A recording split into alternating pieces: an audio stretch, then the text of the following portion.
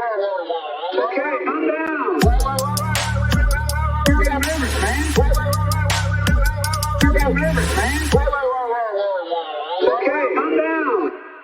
Hello and welcome to the Katie Halper Show. So excited to be joining you and be joined by everyone. We have a great show for you tonight. Really exciting lineup. Before we start the show, just want to make sure that everyone likes the stream. Also, if you haven't already subscribed to this channel, please hit the subscribe button and hit the bell. That way you won't ever miss any of these shows.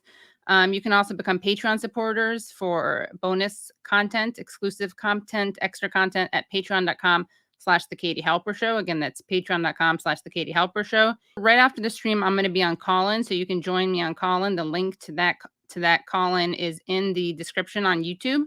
And of course, call-in is just this free app where you get to ask questions.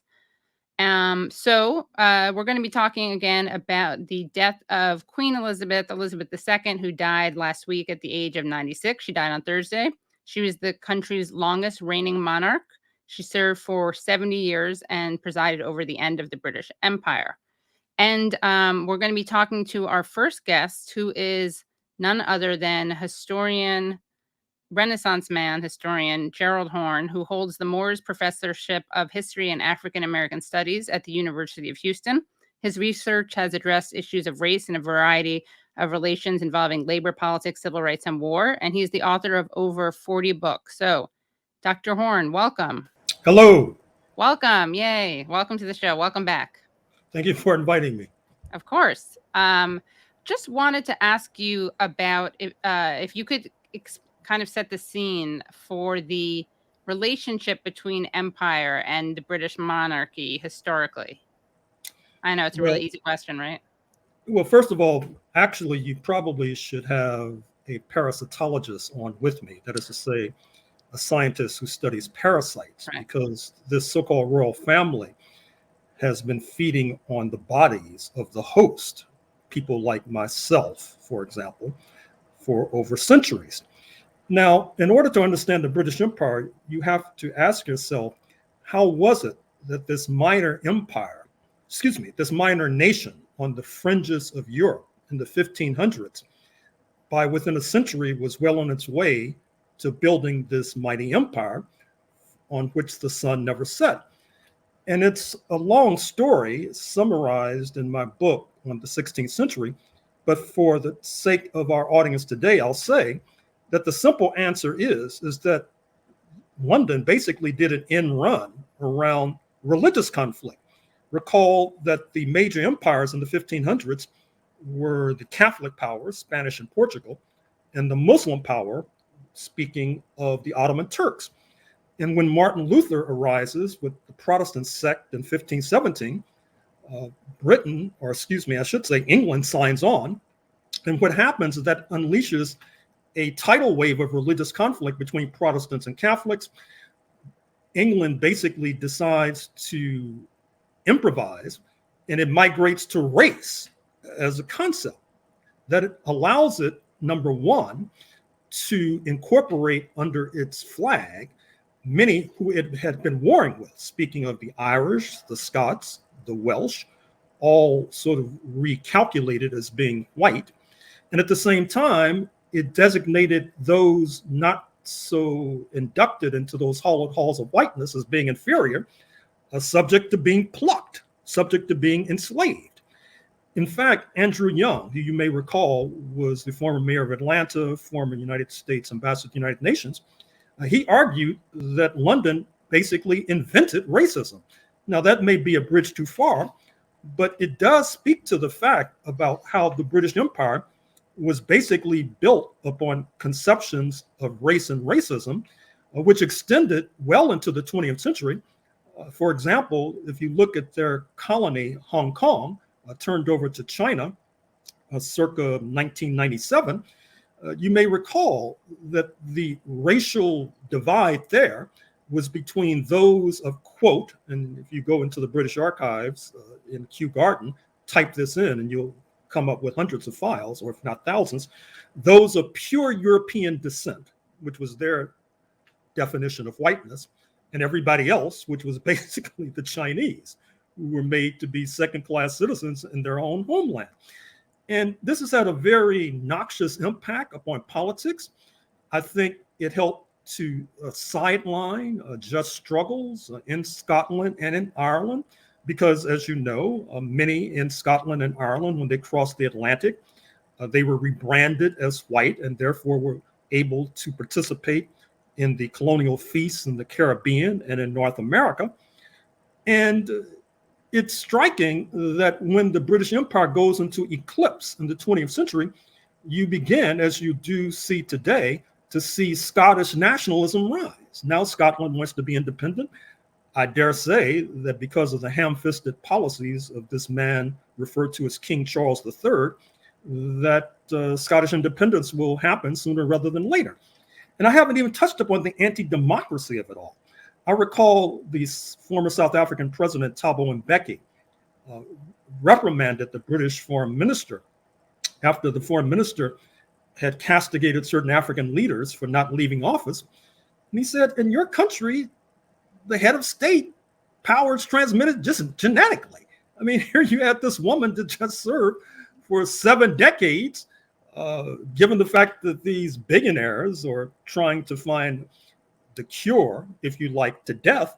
He may serve under the president's rules forever. So this is just an outrage. And as I said, you really need a parasitologist on to explain what's been happening in the UK in recent decades. And what are some of the things that happened under the Queen's watch? I mean, can you talk about the recent neo-colonial horrific oppressions, killings, massacres that happened? Well, first of all, massacres. I'm sure many in your audience are familiar with what happened in British India approximately a century ago with the Amritsar massacre. Some may be familiar with what happened in Bengal during World War II, when Britain basically engineered a famine that killed tens of thousands, if not millions.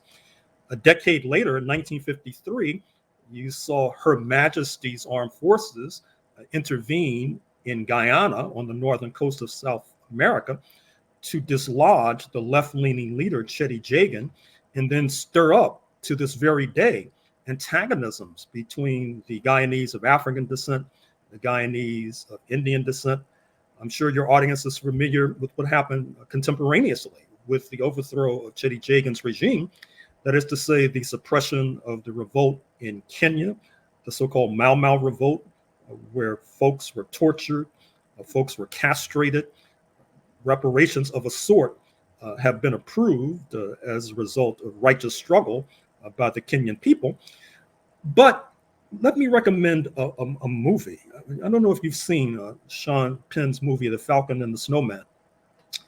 I recommend it highly. It talks about how Britain, or Her Majesty, if you like, being this so-called figurehead ruler in places like Australia, that London can manipulate the Governor General, who is the Crown's representative in Canberra, in Australia, to dislodge a government, which happened in 1975 with the Gough Whitlam government, a Labour Party government in Australia, leaning left, anti-Australian participation in the U.S. genocidal war in Vietnam. Something similar happened in Grenada in 1983 when the U.S. forces under Ronald Wilson Reagan intervened at the behest of the Governor General, Her Majesty's representative. And so I could go on in this vein, but this sort of celebration of this family, which has been an embodiment of white supremacy. And in fact, you see it, the so-called King Charles III, recall that his father was of Greek origin, for example, which means that he's half Greek. And it's that sort of intermarriage of these royal families over the decades and centuries that has helped to consolidate a certain kind of pan-European rule, which is really just a neo-version of white supremacy. And how do you think, as an historian, how do you think people should talk about someone when they die? Do you have any guidance on that? Because well, I'm not ghoulish, Right. so I don't celebrate the deaths of people. I respect the people who mourn their relatives. I even respect the people in London who may have been introduced into mourning the death of this parasite. However, I think it's fair to say that on the ledger of history, that she has to be held to account, just like her son, so-called King Charles III, needs to be held to account. Because I'm sure you saw the article in the New York Times this morning, that is to say September 13th, 2022, and the fabulous wealth of this family. This family may be the wealthiest landlords on planet Earth. Their ultimate wealth is a closely guarded state secret, but it's fair to say that they're certainly part of the 0.0001% worldwide. I would venture to guess that they may have more wealth than the Walton family of Walmart fame, more wealth even than Jeff Bezos or Elon Musk. And then it's untaxed. And so here you have Britain going through these multiple crises, including an energy crunch, including the National Health Service, which is crumbling before our very eyes, including hunger and unemployment. And you have this parasite, so-called King Charles III, who's sitting on a major fortune. It's obscene. Right. And has collected literally like suitcases full of cash and stashed his money in islands. And you kind of can't make it up. It's just out of a James Bond movie, basically. James Bond movie villain character behavior. There's also a professor of linguistics who set off a storm recently. She tweeted the following. She tweeted right when the queen was getting sick, or when she was close to death. She tweeted, "I heard the chief monarch of a thieving, raping, genocidal empire is finally dying. May her pain be excruciating." And then Twitter removed that tweet, and she followed up by saying, "If anyone expects me to express anything but disdain for the monarch who supervised a government that sponsored the genocide that massacred and displayed half my family, and the consequences of which those alive today are still trying to overcome, you can keep wishing upon a star." And Carnegie Mellon, which is her university, condemned what she said, but didn't try to sanction her or anything. So her job is not under threat. But what do you think of that assessment? Well, it's typical U.S. praxis. That is to say, they shout from the rooftops about free speech until free speech violates one of the written or unwritten codes that they hold dear. Certainly, we should come to the defense of this professor. We should rebuke and reprimand Jeff Bezos, who brought attention to her tweet and therefore unleashed the hellhounds against her. Here I am, a direct legacy, I'm afraid to say, of the unlimited British Empire, being of African descent, the descendant of enslaved Africans, sitting in North America as a result of the African slave trade, in which Britain and its bastard offspring in North America, now known as the United States, played a major role. Speaking this language developed in Northwest Europe, and I'm supposed to celebrate the legacy of these parasites? I mean, these people must think I'm as dumb as they are. Yeah, and in terms of the Jeff Bezos tweet, what happened? He had tweeted in response to her initial tweet, which was removed by Twitter, which I think it's pretty reprehensible that Twitter removed that tweet. But as you said, free speech is people can be selective with free speech. But Jeff Bezos tweeted, "This is someone who's supposedly working to make the world better. I don't think so. Wow." And she wrote back to him, "Otoro Gabugi. May everyone you and your merciless greed have harmed in this world remember you as fondly as I remember my colonizers." So I think she got the last word in there.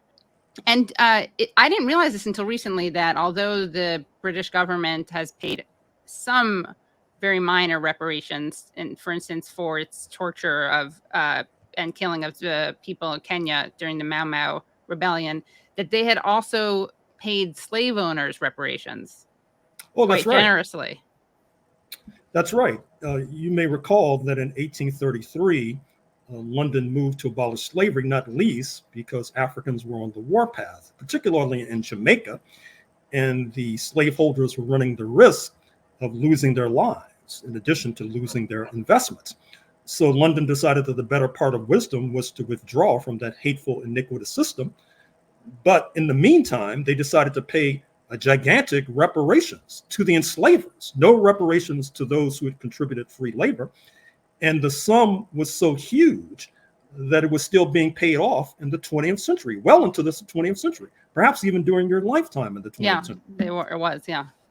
So obviously the order of the day is to demand reparations from London, from the crown, to relieve so-called King Charles III of some of that massive fortune that he's sitting on.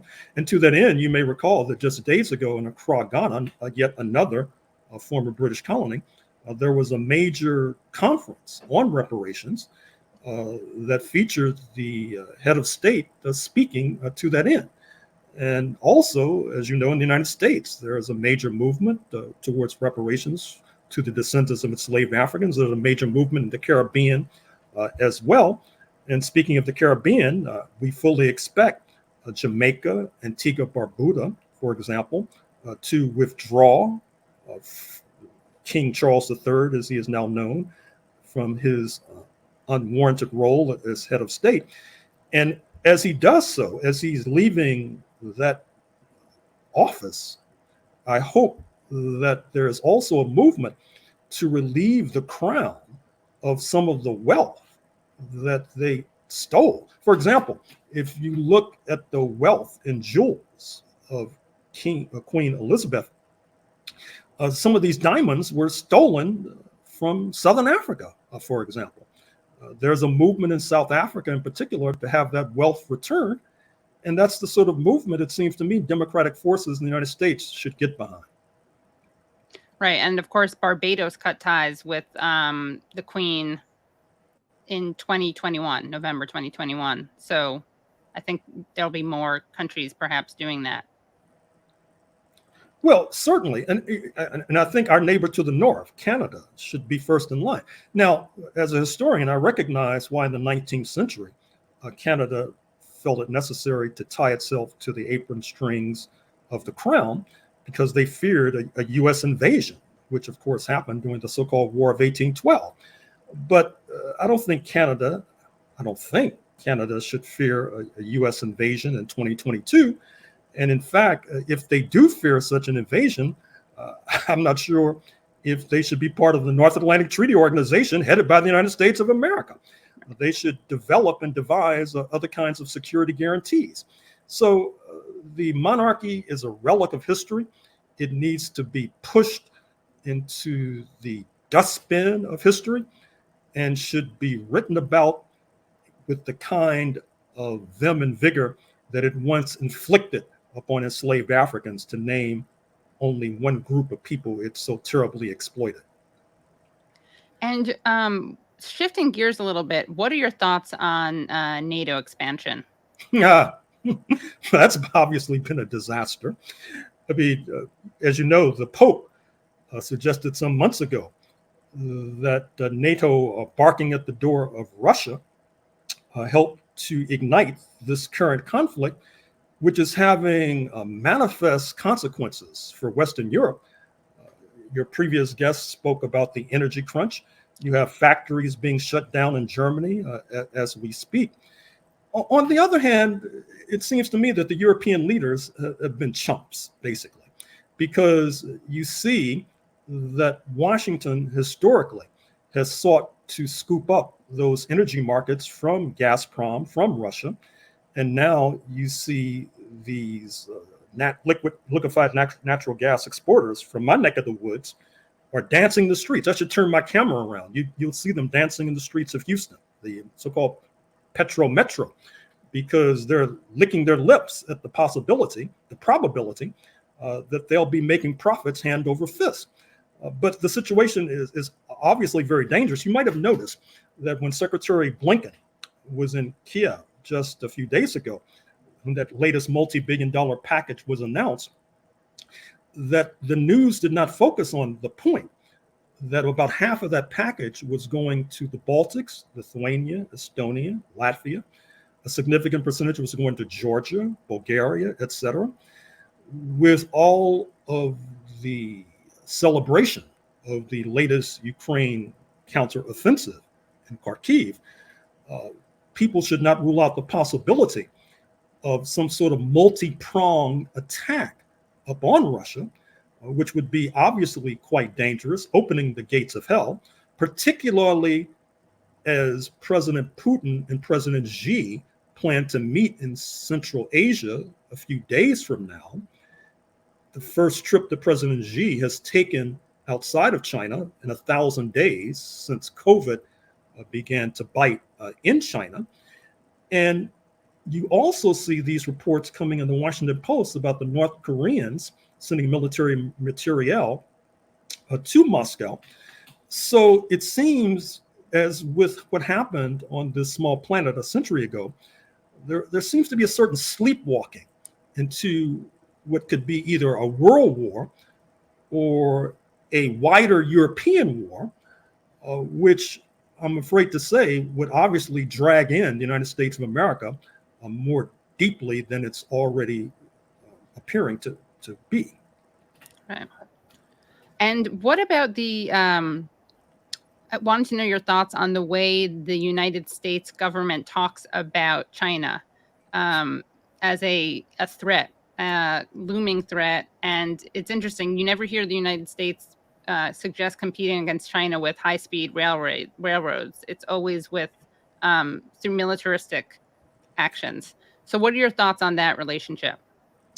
Well, obviously, this anti-China psychosis is very useful to the U.S. ruling elite because, for example, it tends to bind the two parties together. There's not that much daylight between the Democrats and Republicans when it comes to this anti-China hysteria. That's helped to undergird the so-called CHIPS Act, which Mr. Biden has signed into law, because there's a fear that if China seizes its rebel province, Taiwan includes the corporation, Taiwan Semiconductor Manufacturer, which is one of the most profitable corporations on planet Earth and has a stranglehold, along with Samsung of South Korea, over the chips industry, that it could be game over for U.S. imperialism. And so the idea, as evidenced by Mr.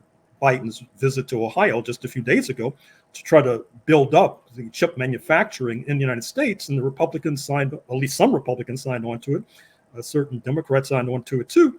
And you may have noticed that I think a turning point, speaking historically, in terms of the downturn in relations between Beijing and Washington came just last month when Speaker Nancy Pelosi, rather adventuristically, decided to visit Taiwan, followed by Senator Ed Markey, another Democrat from Massachusetts. Supposed to be progressive.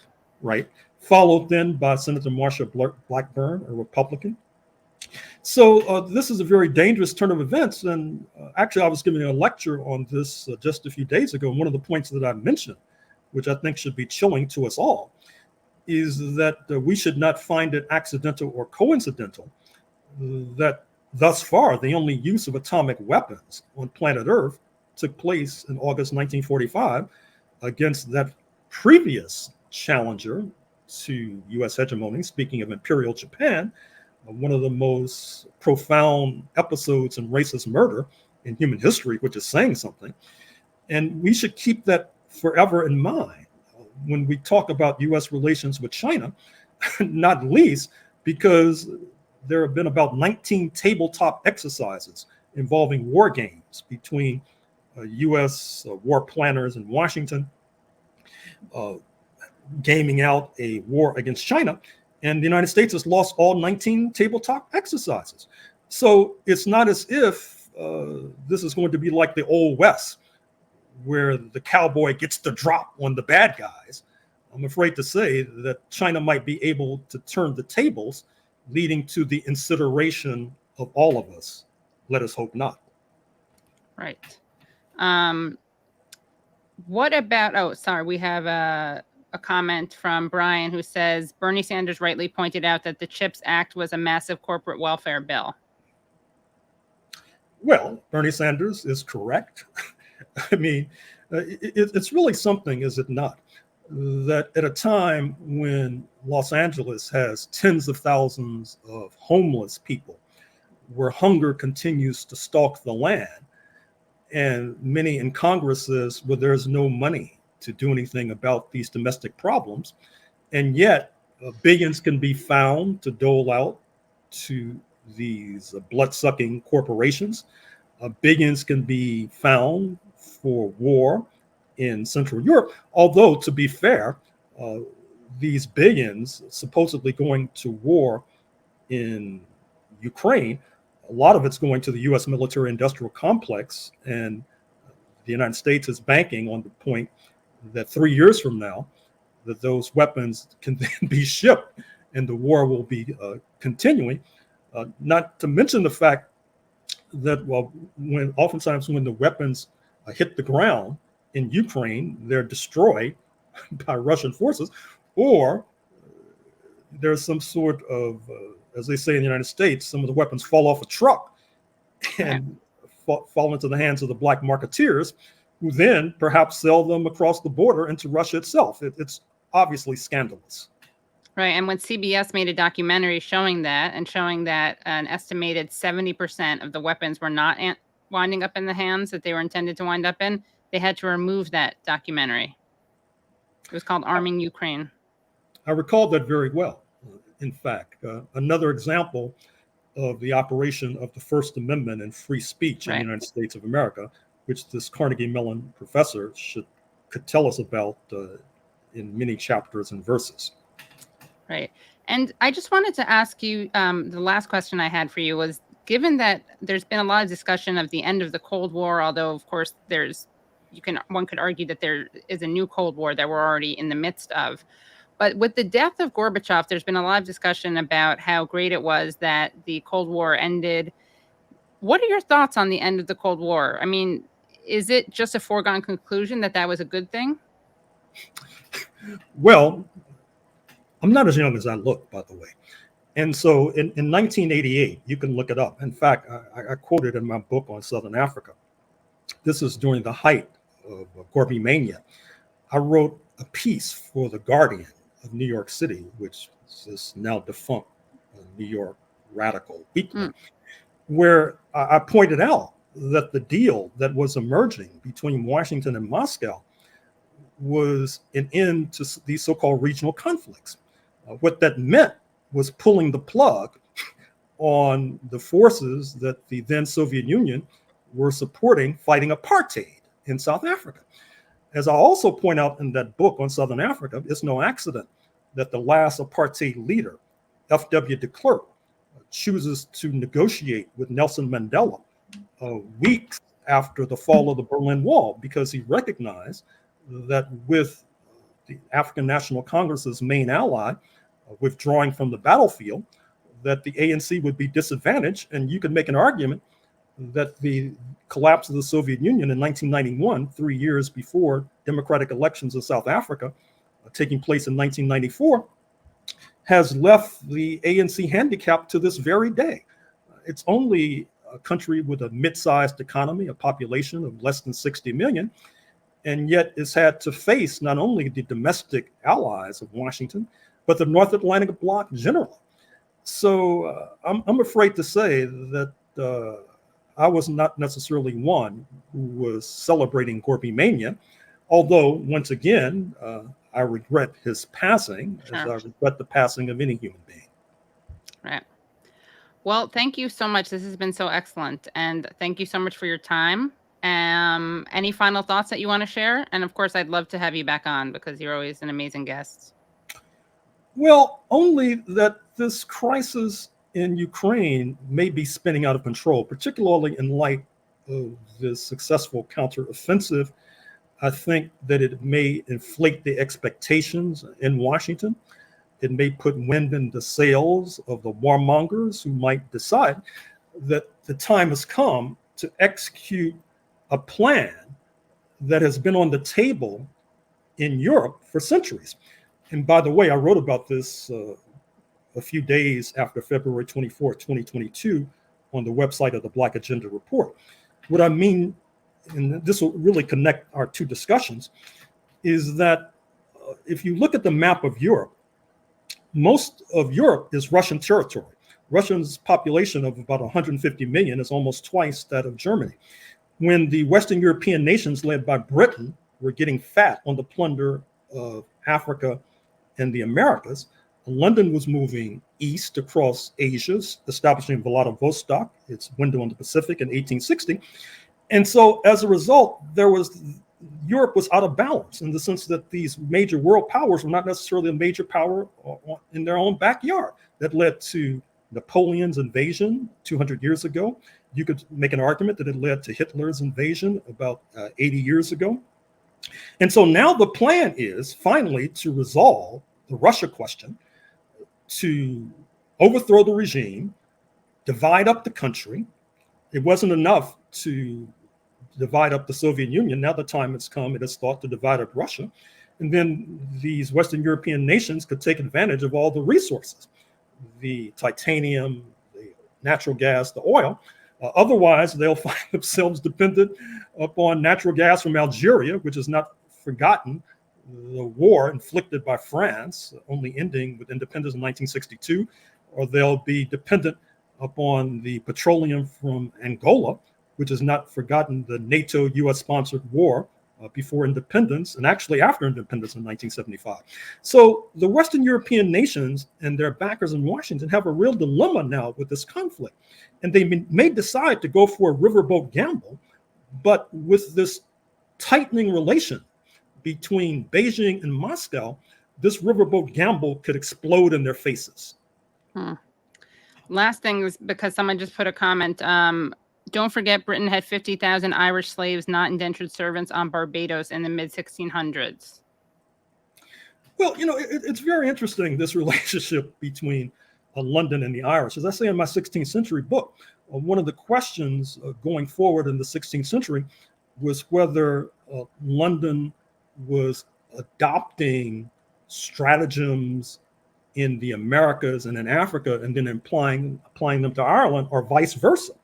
And certainly there was a rather gross exploitation of Ireland. But at the same time, as I hinted a few moments ago, many Irish and Scots, they made their peace with the empire. Look at the United States of America. Look at the anti-draft riot, so-called, in New York City in 1863, portrayed in Martin Scorsese's movie, The Gangs of New York. You can find clips free on YouTube, by the way. It was quite horrific, quite horrendous, targeting Black people. And so it's been a very mixed picture with regard to the Irish question, as it used to be called. Well, thank you so much again, and would love to have you back, and have a great night. And what are you working on now? Sorry, last question. What are you working on now? Well, my book on Texas just dropped. Did not know that, so I'll get a copy of that, and we'll have to have you back on to talk about that. The subtitle includes The Roots of U.S. Fascism, which may be around the corner, I'm afraid to say. Wow. Well, I really look forward to reading that, although it's probably not much of a beach read, but it's, as always, I'm sure, engrossing, which is, your writing is always, it's as page-turning as it can be when it's about something as serious as it is. Right on. Yeah. Thank you so much. Have a great Good night. luck to you. Bye-bye. Thank you. Bye.